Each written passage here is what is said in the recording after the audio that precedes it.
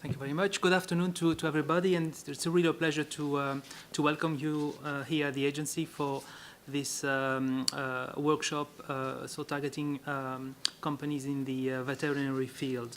The scope of my presentation is really to present you an overview of the different activities and provide you a profile of the companies active in the veterinary field, and give you also some feedback on the different incentives of the SME office. Now, the activity of the SME office started with the adoption of the SME regulation back in 2005, and the activity of the regulation was implemented at the beginning of 2006, and that SME regulation was really introduced with the view to promote innovation and the development of new medicines by small businesses. And the regulation was introduced with a view to promote the role of regulators as enablers in the innovation cycle, so to really have a push on the small businesses to support them throughout the development and throughout the regulatory process. And the SME regulation mandated or detailed a series of incentives and services. And one of the services that was detailed in the regulation was the introduction of an SME office, and that body, or that office was introduced with a view to have a single interface, or what we usually call a one-stop shop for companies to be able to access the regulator, and to have a preferred contact point for accessing the different incentives that were detailed in the SME regulation. Now, in terms of incentives, the first major incentive detailed in the regulation was in relation to fees. So there was a series of fee reduction and fee deferrals, so detailed regulation. The most interesting incentive for development stage companies is the fee reduction for scientific advice. So it's a 90% fee reduction. The second part, the second broad incentive detail in that document was the advice on administrative and regulatory issues, and that includes the possibility for companies to be able to address queries of administrative, legal, or regulatory nature to the SME office. And these issues can be addressed through different ways, through by email or by phone, or through the organization of teleconferences. The third broad incentive is what we can group under translation, and by translation we mean translation of the product information for centralized marketing authorizations, and that has been proven to be quite a very important incentive for small businesses, not only in terms of cost but also in terms of organization. And the last really incentive that was included in the regulation was the organization of workshop and training courses for small businesses, and this is with a view to reach out to the small business community in terms of relaying information on regulatory matters. Now, when we talk about when we talk about SMEs, so the SME definition is detailed at the European level, and there are 3 criteria that have to be complied with. The first one is the criteria on headcount, and the threshold is 250, and the company has to comply with the second criterion, which is a financial criteria, which is excuse me, which should be the annual turnover or the balance sheet total. So the company should comply with the headcount first and one of the financial criteria.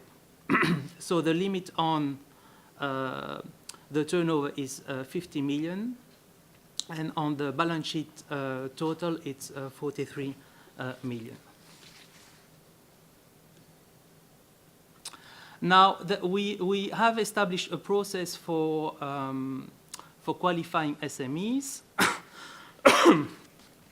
And the entity should be established in the EEA, so the European Economic Area. So, and in order for the company to be able to qualify, they have to submit documentation in support of the declaration they submit.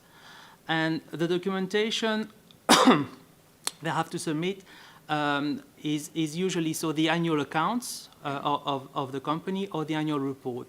And these documents include the financial, the turnover figure and the balance sheet total demonstrated that they comply with the criteria. The SME status is valid for 2 years as of the closure of the accounts, and it can be renewed annually. Now, one important aspect of the SME declaration is that information on what we call the ownership should be detailed in the application. And the reason is that if we have an applicant company which belongs to another bigger entity, to a parent company, so these two entities will need to be, both need to be declared. So it's not only the applicant company that should meet the criteria, but also the data of the mother or the parent company. And here you can see, you can have an idea, this slide here details the profile of the shareholders of the companies in the veterinary field.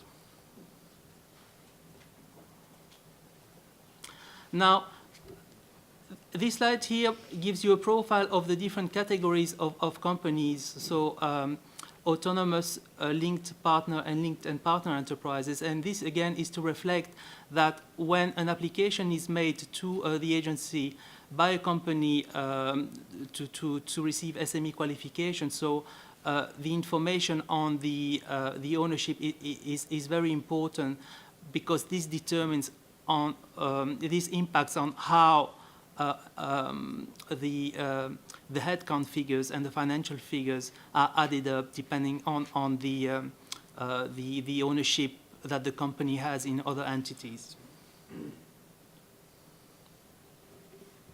Now, here are some figures on the volume of dossiers we have received over the years, and these figures here reflect the companies in both the human field and the veterinary field. And you can see that the figures have been increasing over the years. We had a huge increase in 2012, and this was due on a huge number of applications received on the human medicines field for MEDRA. So that explains the quite important figure in 2012.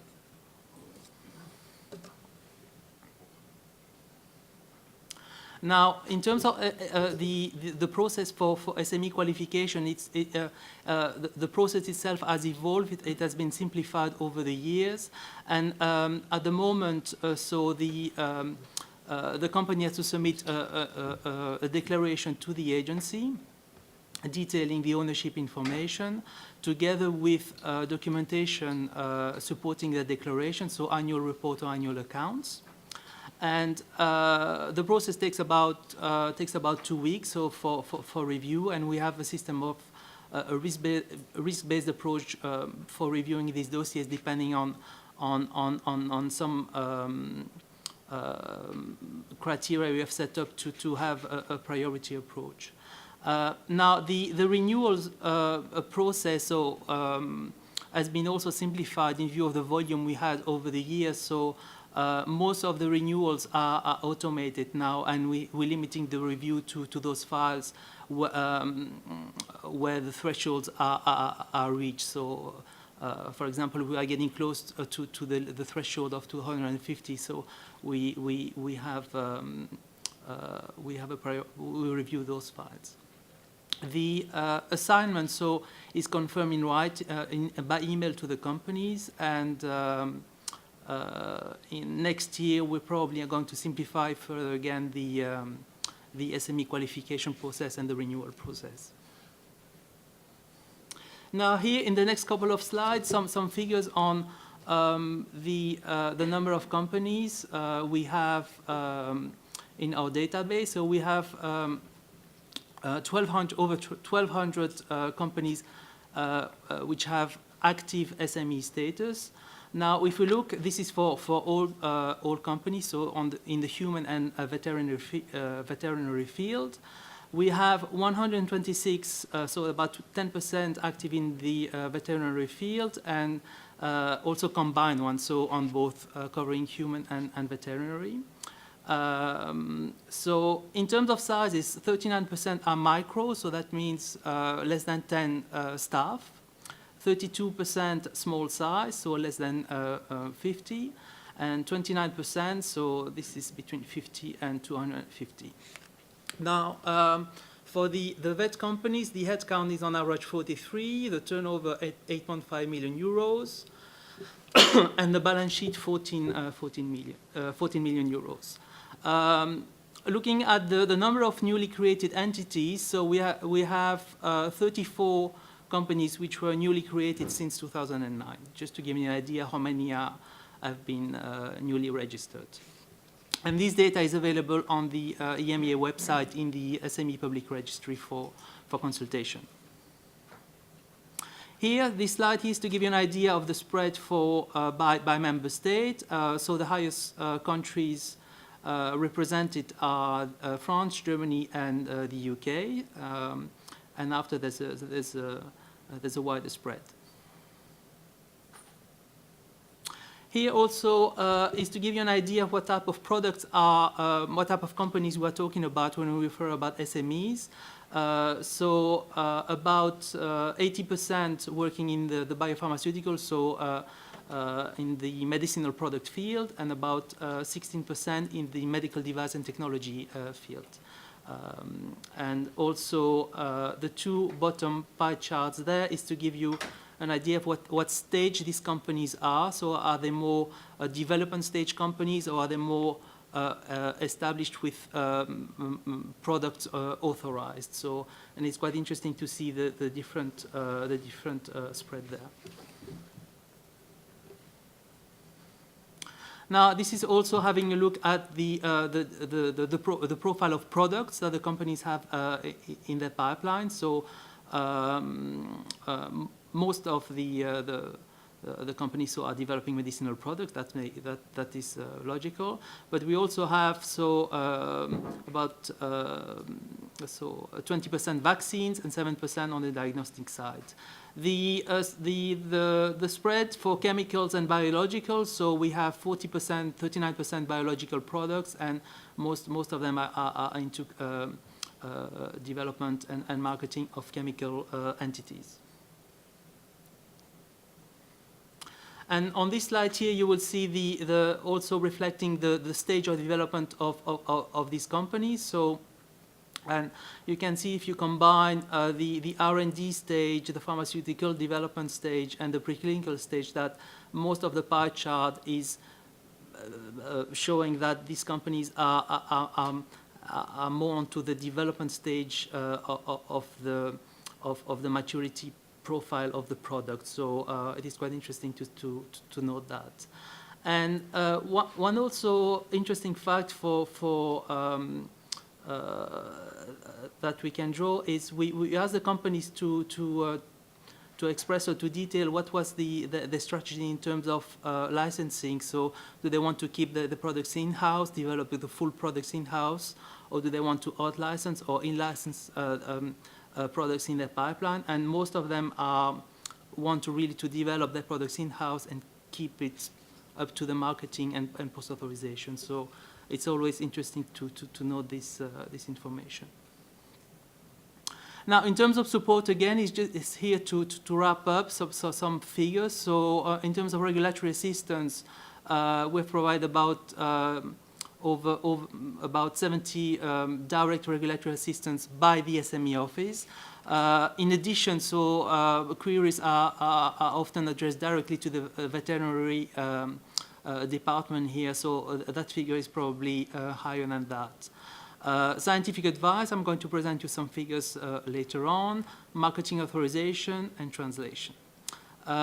In terms of communication, yes, one important point, the communication aspect. So the SME regulation detailed that there was a need to develop a specific SME user guide targeted at small companies, which summarizes in a user-friendly way the pharmaceutical legislation, and this has proven to be quite a successful tool for small businesses.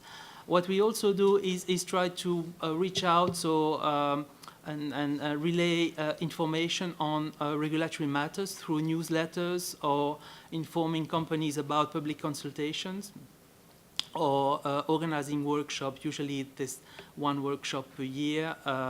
This year it's two. So the communication aspects probably are going to be developed in the future much more. Now some figures, and I think further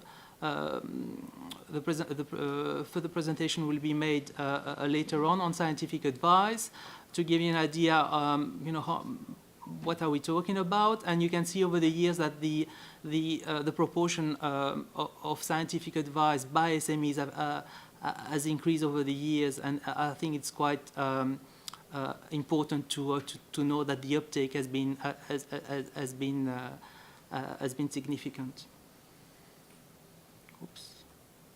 Yes, here's some figures about the marketing authorization. Again, the volume here are quite low compared to the human medicine side, but I think it's always important also to note the more positive. So over the years, and the proportion of marketing authorization by SMEs which have a favorable outcome. That is for the the outcome of the dossiers. I think that was the last slide. Thank you very much for your attention.